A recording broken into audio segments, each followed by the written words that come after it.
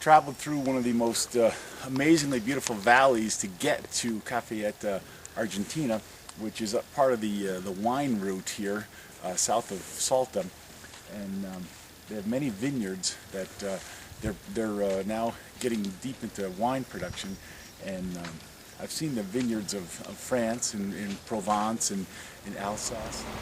You can see, I believe, the Rhone River off in the distance, and all the vineyards in the foreground. And, of course, the Hudson Valley and Finger Lakes all have wineries. Okay, so I'm here in the Hudson Valley in upstate New York talking about vineyards. You'll notice the soil here is very different than you have in other parts of the world. Dad, yeah. That's an apple orchard, not a vineyard. Let's go get back on the bus.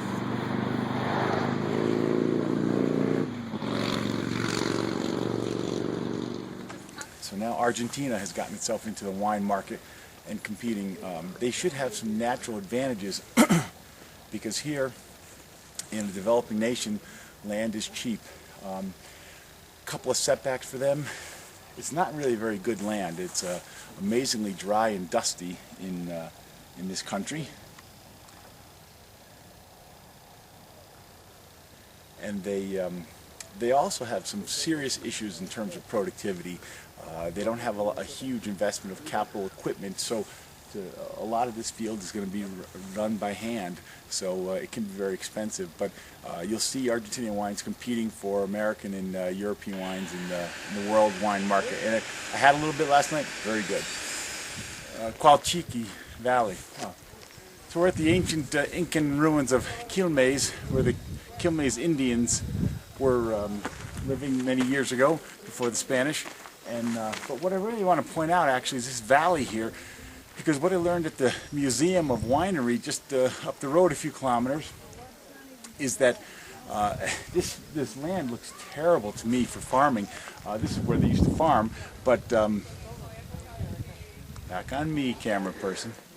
What I learned is that grapes grow best in a soil that's 40% or so rocky. So in fact, this area at the high altitudes is some of the best farmland in the world for growing grapes. They have some of the best wineries here in the Quilchaque Valley of the Andes Mountains. But you'll notice this area is not actually being farmed. Up the road it is, but there's plenty more land, and my hope is that at some point capitalism will come to Argentina, and we'll see lots more farms and much better wine here across the world. Actually, for the Argentinians, this is a part of what we talk about comparative advantage. This is an absolute advantage because they have great soil for growing grapes, and it's at a high altitude. 340 days a year there's sun. So these guys have some unique grapes grown here, which makes for some very unique wines. So if you get a chance to get some wine from the Salta region of Argentina, you should give it a try, assuming you're 21. So why am I talking about wine production in Argentina or France or upstate New York? Because wine is one of those commodities that people love to trade. It's been traded for centuries. And here's a book, A Splendid Exchange, How Trade Shaped the World. Fascinating read. When countries, just like individuals, you have to have something of value to offer someone else as an individual. Well, countries have to have something of value to offer another country when you're trading from one nation to another. So if you reduce transportation costs, then you lower the price and you increase the supply is what it really comes down to. And the more things are affordable, the better the standard of living of each nation or the people within that nation. So those are some of the advantages of cheap transportation costs. But let's look at transportation costs in Argentina, because it's a big, beautiful land, lots of room. But what did they do for transportation? Let's see. So this is an Argentinian highway where it's one lane each way. And they have plenty of room to the left and to the right, but they didn't think to make these two-lane highways, which means every time you're stuck behind someone slow, it's going to take a little longer to get there. So your goods are going to take longer to get to market if you only have one lane to get there. But they didn't think about growth and development and didn't plan on 2 lanes each way on the highway. So we have this like pileup of cars, you know? Some guy, Jorge, some guy. Jorge's going, whoa. So the other guy. So is the other guy. We're not gonna, you see why? No, I see why Nope. we shouldn't be going. See why, Rebecca? Whoa, one. I don't know if there's any more because you can't see. And whoa. Here we go. Uh-oh. Needed to do that. Transportation involves not just getting goods from city to city, but also the costs within city. And that requires a bit of urban planning. Let's see how Buenos Aires handles it. That music. Oh, do you see that ambulance? No. It's not quite in your camera. That's what the problem was. It was stuck. It can't get out. Traffic here This is doesn't called driving in Buenos Aires.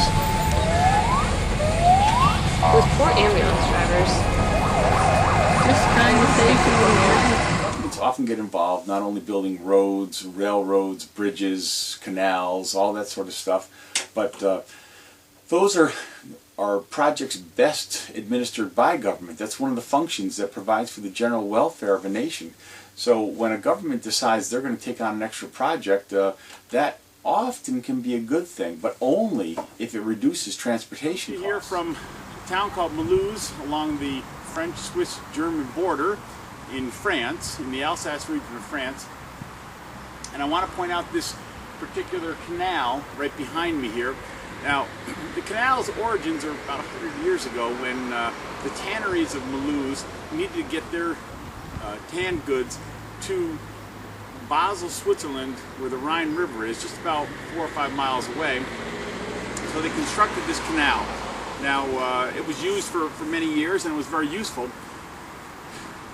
Then, about 50 years ago, in the 1960s, they decided to extend this canal, a waterworks project, to go from the Rhine River in Basel, Switzerland, all the way, a couple hundred miles away, to the Rhone River, which now means that you could actually go from the North Sea up in the top of Europe to the Mediterranean Sea in the south of Europe, all by boat, which is wonderful. Great example of a government project. As you can see, it's a beautiful day and not a lot of traffic on the canal. I've been looking at it all day long and I thought I might have seen one boat, but I think I was mistaken. Yeah. So anyway, but here's a great example of a government project.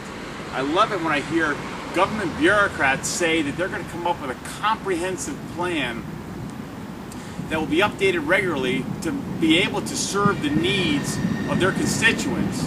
Because when they say that, what they're really saying is, I know what the world needs. And 50 years ago, the French government decided it needed a canal to connect the Rhine River to the Rhone River.